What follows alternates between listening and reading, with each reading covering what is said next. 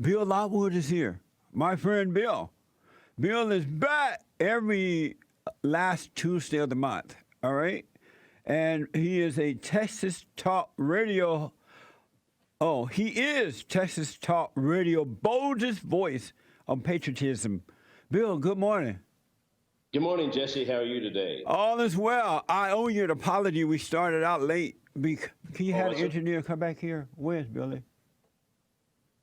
I have a black engineer that is just. Okay. I mean, it's weird.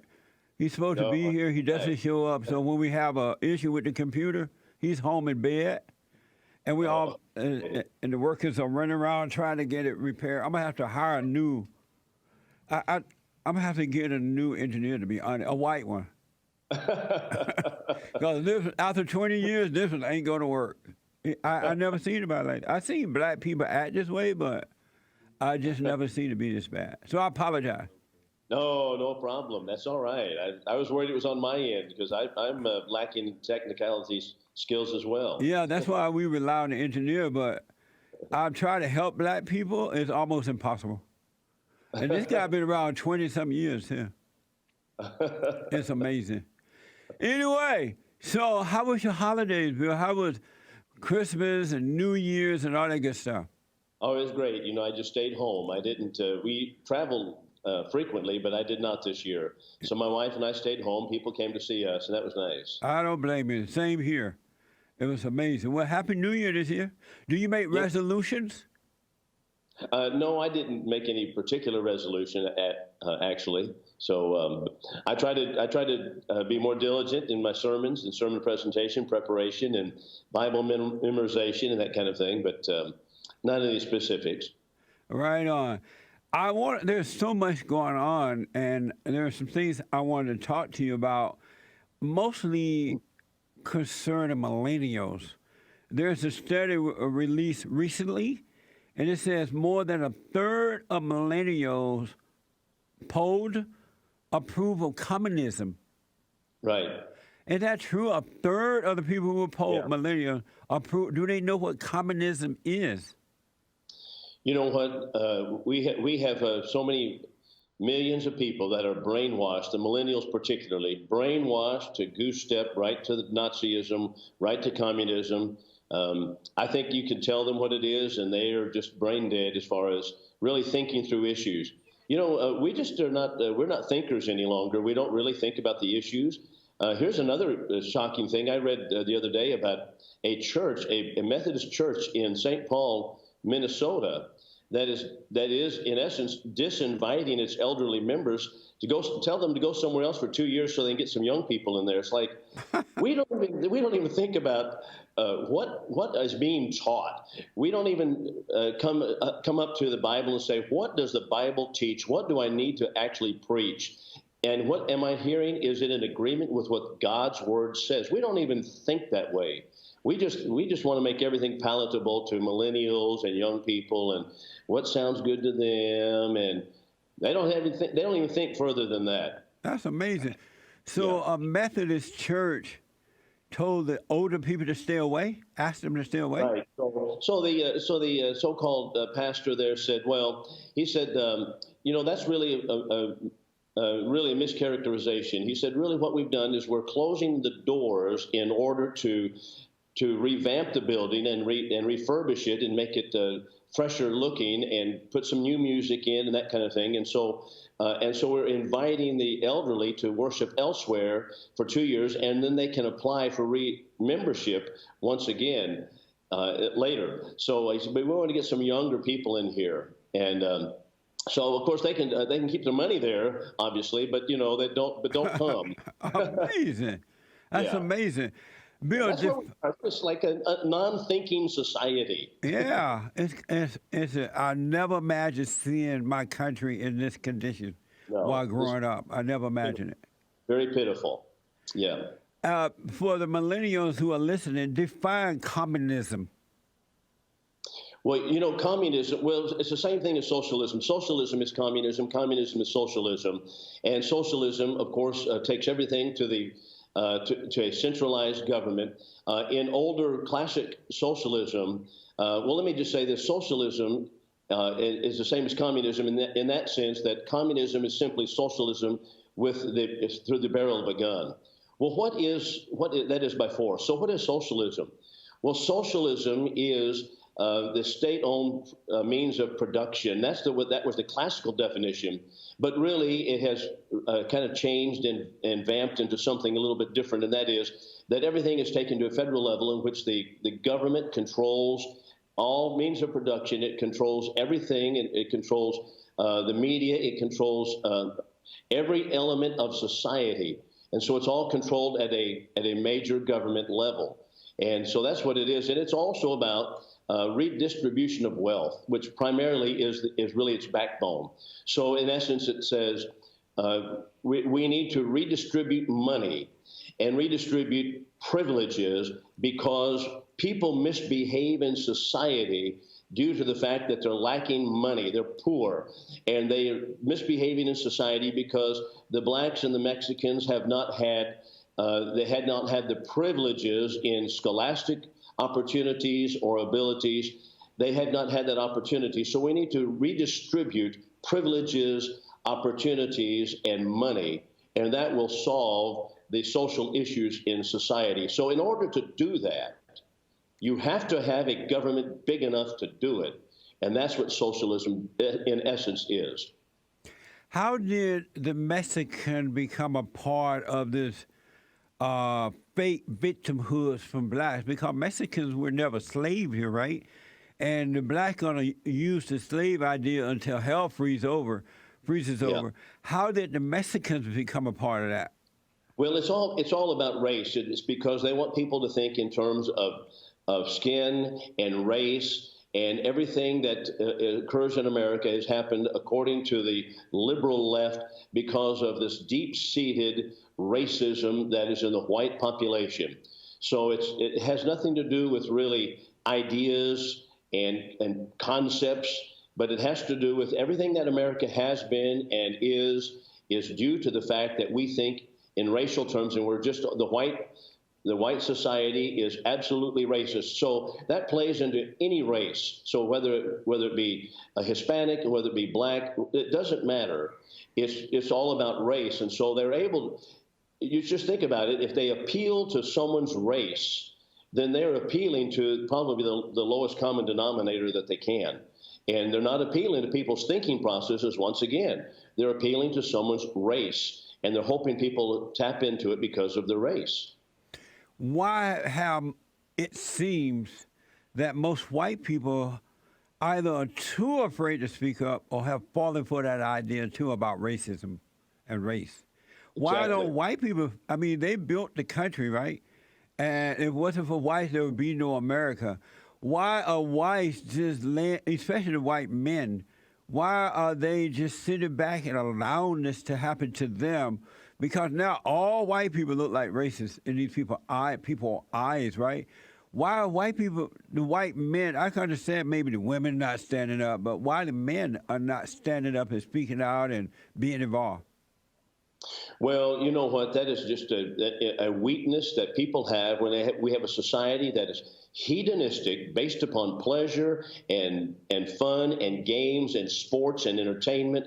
And so we have gotten to the point where people in the general population don't think at all, and neither do the whites. As a matter of fact, they don't even, as we mentioned earlier, they don't even look for churches that actually preach the truth. Are they interested in what the Bible says? No. They're interested in whether or not it actually ministers to their supposed felt needs and felt wants, and what they desire, and what kind of worship do they have? Is this exciting? And so they're not even in the thinking process themselves. And I think that's a lot of it. But also, I think it is an inherent weakness that it's just humankind has, to stand up for what is right.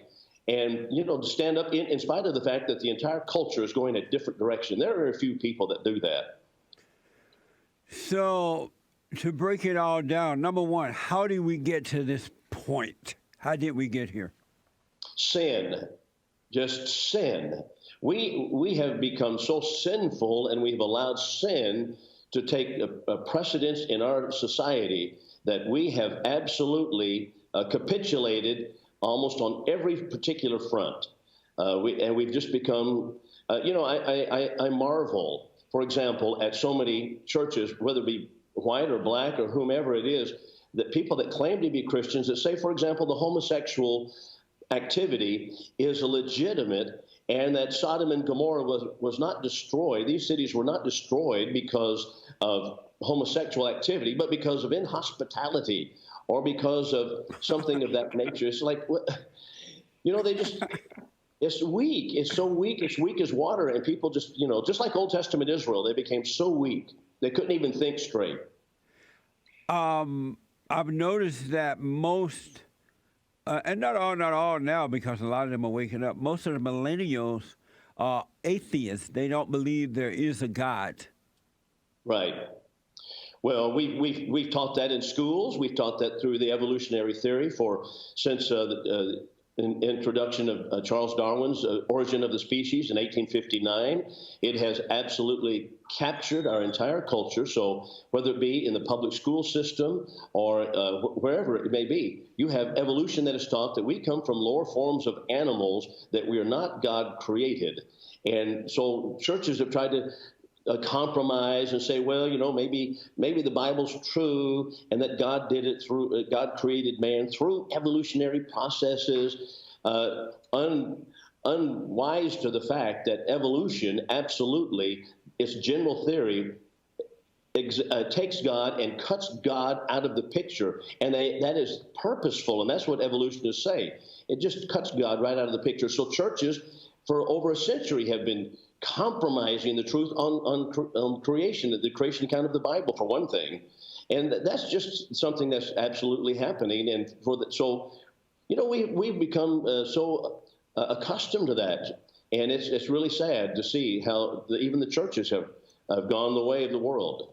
Why do you think the older generation, are not teaching the young? Why they're just, I don't even know where they are, but why are they teaching them that what they've been taught in school, what they hear out there in the world is not real, it's not true? Oh, well, football is much more important, Jesse. Don't you know? I mean, we got to watch football. We got to see the Super Bowl, and we've got to go to the sports stadiums, and we've got to honor the heroes, and we've got to fall down and worship them, and that's what they're all about. So they'll be all about sports. I mean, they'll be able to talk about everybody's statistics and everything, how great it is. Look at the tragedy here with Kobe Bryant. I mean, the whole world national figure. Everybody's just, it's just, you know what? This is how we are. It's just sports have become so all engulfing. So entertainment, sports, selfishness.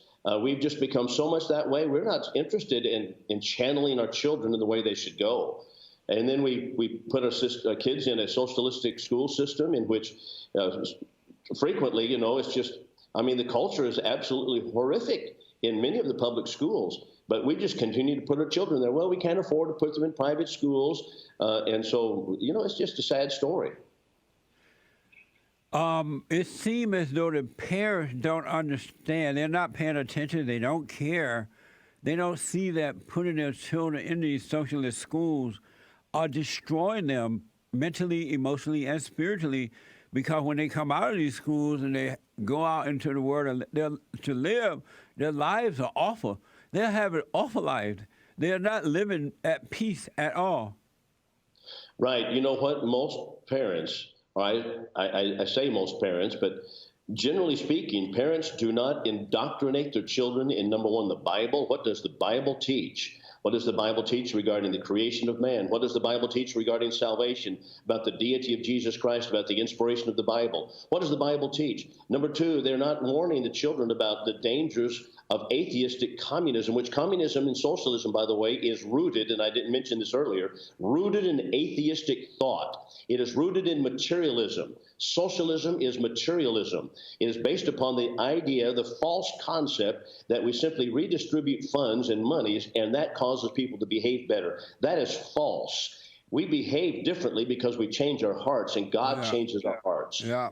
So socialism, we just kind of go along with it that way. So we don't indoctrinate our children regarding the Bible. We don't teach them about the danger of atheistic socialism and communism. We don't teach our children regarding the political scene and what's actually happening. We don't train our children in hardly anything, and we just let the world train them. And so we capitulated on that one, and we don't train them at home regarding scholastic advancement. We don't expose them to the classics in literature. We don't expose them, and so that's kind of how it's gone. I saw excerpts from a show called The Grammys or something like that. That these so-called entertainers, they love entertaining themselves, right? And the Grammys has been taken over by the blacks, and it was the most disgusting event I've ever seen in my whole life of being on Earth. They had black men, you know, they had to be mentally ill, right? Dressed in stupid-looking women-like clothes and acting like worse people. They weren't even acting like women. They were beyond that. And the host of the show, what was her name? A woman by the name of Alicia. She had this awful hairdo on her head, and she seemed like she's like off. And people were worshiping that. Oh, that's so nice, so nice. I'm like, how is that nice? Degraded men in the lowest form, and having some woman up there looking as though she lost, didn't even know she was there, it seemed. Yeah. And men wearing dresses, and it's being worshipped. And I'm like, how did black people get? Because blacks used to have, when I was growing up, haven't had it in the last 70 years. They had a sense of morality. What happened to the blacks? Boy, I tell you what, you know what? The government became the father, and the government stepped into the role of the family. And instead of fathers, the government wants to take over, and that's what's happened. But also, Jesse, we have jettisoned the Bible, we've jettisoned God, and once you get rid of the basic foundational concept of what is right and what is wrong, then anything goes, and it's just going to be hedonism all the way until we get down to Sodom and Gomorrah ourselves. And that's where it's going to be, but the black culture has led the way. You know what, if you might think about it, the black culture and the prison culture is dominant. How did that happen? Dominant in high schools today. Yeah. You see these kids. It looks like, it used to be just what people used to look, they wear their pants down below the crack of their rear end, and they want to look sloppy as they can. And that, of course, all came right out of the prison culture in which, they were absolutely advertising themselves as open for business. And that's what all the kids want to do that now. They want to they honor and worship the blacks. They just, that's how it goes. And it's just taken over, captivated our entire youth culture. Are the blacks unaware that Are the blacks unaware that they are setting, even though some, as you said, they're taking over the blacks' images, but their images are so negative and evil and dirty, but the blacks don't seem to realize that even though the cultures are emulating them, it's not a good imitation. It's not like blacks are not being, they're not a good example. Why can't the blacks see that they're not being a good example? Well, from the 1960s on, Jesse, we've mistaught history. We have continually taught that the whites have been racist, and that the Civil War was, for example, was all about slavery, and that's the only thing it was about. And we have so much amends to make, and so that has fed right into the Democratic Party platform, in which they want reparations to be paid. And that's what we've been teaching our young people since the 1960s. So it's not surprising that it has had a major impact now that we've come to the next century. And that's precisely where but anyway, the 1960s radically changed America. And the people who were out there in the hippie generation and thrusting up their fists against the government and against American principles, those are the ones who are heading our government in a lot of places today. And that's why Donald Trump's and so much hot water with so many of them, because he says, no, we're going back to the basic principles that made America great. I say we need to understand why America was great to begin with. Yeah. So, and that's what he wants to do, go back to those principles. But boy, that has drawn the hatred, as everybody knows. Oh, yeah. I want to ask you one thing about Bernie Sanders, then I want to squeeze in a call for you. Okay. I know you're on the time. A lot of young people are starting to support Bernie Sanders again in this upcoming election. And Bernie Sanders said, our job is to build the United Nations. So I wanted to know from you, how is the United Nations hurting America? Well, from its inception, it was created in order to forge a world government at over a period of time. And that's why we had the Security Council with 5 nations, including communist China, and at that time, the communist Soviet Union on the Security Council, and they would veto anything that we did. And it was forged and formulated, many years earlier as the League of Nations, and there were too many American senators at that time who said, no, this is not good, to put us into an organization that actually undermines and overrides the sovereignty of the United States. But FDR kind of pushed it, and he wanted to get it going. So internationalism has been the big thing. They want to push us into a world government, and that's exactly what Bernie. Incidentally, regarding Bernie Sanders, isn't it interesting that when John McCain, whom I did not support, but John McCain ran for president, the big cry was, well, he's an old white guy. That's why he didn't win. He's an old white guy. And so what are they doing? They're putting up an old white guy, the Bernie Sanders, all that is nonsense. Yeah. The press is controlling the people's minds too much. Are you surprised that Bernie is doing well in the polls for now? No, I'm not surprised. I know that when the young people graduate from high school and they come out of our churches and they go to colleges, they're being taught advanced forms of atheism, and that, of course, is socialism, and they're taught that in all the universities, as far as I know, or the majority of them, and that's what we have coming. So that's the direction America's headed. So there's no such thing as a moderate Democrat, right, or moderate Democrats? No, I don't see. How can you even be a Christian and be a Democrat? Yeah. How can you do that? No, that's just they're for death culture, abortion and pro-homosexuality, which, by the way, tells us they're coming after Christianity in this Equality Act. They say they're coming after Christianity. They're coming after religious freedom. And as one person saw, and at one of their marches several years ago, they had signs saying, "Bring on the lions." Well, that's what the homosexual culture is saying. Bring on the lions. They're referring back, of course, to the Roman Empire in which Christianity was assaulted. And they say, bring on the lions. Well, that's exactly where we are today. If people don't realize it, they better wake up. You mentioned the so-called Equality Act bill. So that bill was passed, am I right?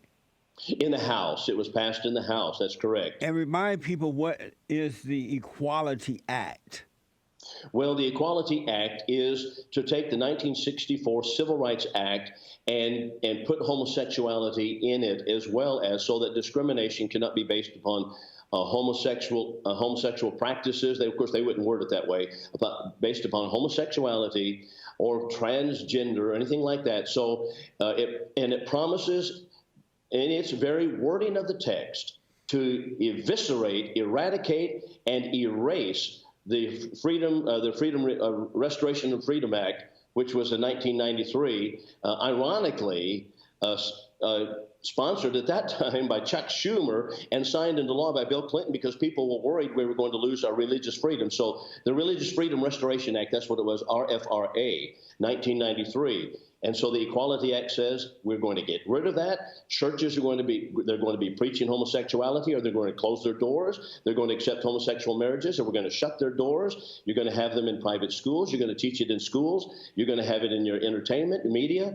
and you're going to have it. And that's what they say they're doing. I remember when the homosexuals first wanted to come out of the closet, the Christians were saying, no, we can't accept that. And the Christians were saying, you're going to want to force the churches eventually. And they were like, no, we just want to come out of the closet. We'll never put it on the church. Now we're at the point where they're trying to make the churches accept it. That was always a lie. Yeah. The homosexual agenda from the very beginning has been to captivate the culture and to force Christianity out the back door. Michael Swift, for example, in 1987, in the it's printed in the Congressional Record. Michael Swift, he says, we're going to sodomize your sons, we're going to destroy your churches, we're going to take your brain dead people, and we're going to change America for homosexuality. And several others have said the same thing back in the 1980s. Pretty amazing. What can people do to, you said this Equality Act bill is in the House right now. What can people do? The House. It's passed in the House. The House, yeah. What is there anything? Is there anything? Yeah, they better get hold of the senators. They better get hold of the senators, and they better get hold of the preachers and tell the preachers, you better get and start preaching on it. And I don't care what the IRS says. You better get busy and say something from the pulpit about it. You better get busy, because this is what they were trying to push. And if you have the Mitt Romneys of the world up there, which we do, they're liable to get this thing passed. So I don't know, but I hope not. But that's gone to the Senate, and so the House passed it already, the Equality Act. They're going to eviscerate religious freedom entirely. That's what it's about. The president is trying to reinforce student rights to pray in schools now, right? That's correct. He's done a lot of things for religious freedom. Prayer in schools. He's also taken off the strictures that Obama had placed on religious-based, faith-based organizations for adoption purposes. There are a lot of organizations that are in the adoption of children that are faith-based and putting children in Christian homes. Obama put so many strictures upon them that it made it almost impossible to do it, and it made them turn it over to secular organizations. Of course, Obama hated Christianity. He hated the churches. Yeah. He hates God, and so he insisted on doing that. And so therefore, Trump rolled that back too. So a lot of other things like that he's done. Bill, yes, sir. I want to just mention this, and I want you to tell the people how to go to your site, listen to your radio show. You said that, you wrote on your website about some students in Virginia, and I want people to read that. Can you give the people a hint of what that is about? It's called Youth Alive, I believe, something like that. And it's about the West Virginia. And it was about West Virginia, and I was surprised, but the student was not really surprised. They were not allowed to post Bible verses or something like that. Oh, that's right. Yeah, that's right. There is a school in West Virginia, and they had a bulletin board that was, and this is actually litigated by the Rutherford Institute. John Whitehead, who's the president of that, a great attorney, standing for religious freedom. But there's a bulletin board in which they were publishing things on that bulletin board, and they would put, just a minute, it's time for you to go to class. Well, no. Anyway, what they do is they publish things on the bulletin board, and then students would put Bible verses on there to encourage. It was an encouraging bulletin board. They put Bible verses on there. The school shut it down, saying we can't have any Bible out there. And I put on the article, I said, you probably can quote Karl Marx and put him up there, Yeah. The people and down with the administration and workers of the world unite. You can probably put that up there, but you can't put, love your neighbor or love your enemy as yourself, and you couldn't put any Bible verse up there. So that's what's happening in West Virginia, and they're taking it to court. So that's interesting, yeah. Oh, good. That's American Liberty with BillLockwood.com, folks. Check it out. Bill, thank you so much. I really enjoy talking to you. So does my audience, really. I hear from them all the time. Great to be with you, Jesse. Appreciate you so much, and appreciate your faith, and appreciate what you stand for. And thank you, Lana, for calling. I wish you well this year, Bill, and your family. Thank you much, Jesse. I look forward to seeing you next month. All right. Thank you. All right, folks. American Liberty with BillLockwood.com. Let me go back to Lana. So, Lana, amazing. And don't forget to like, follow, tweet, subscribe, and share the Jesse Lee Peterson radio show, folks. We really appreciate it. We are at war. It is a spiritual battle for the soul of America. And it's going to take all of us to do it.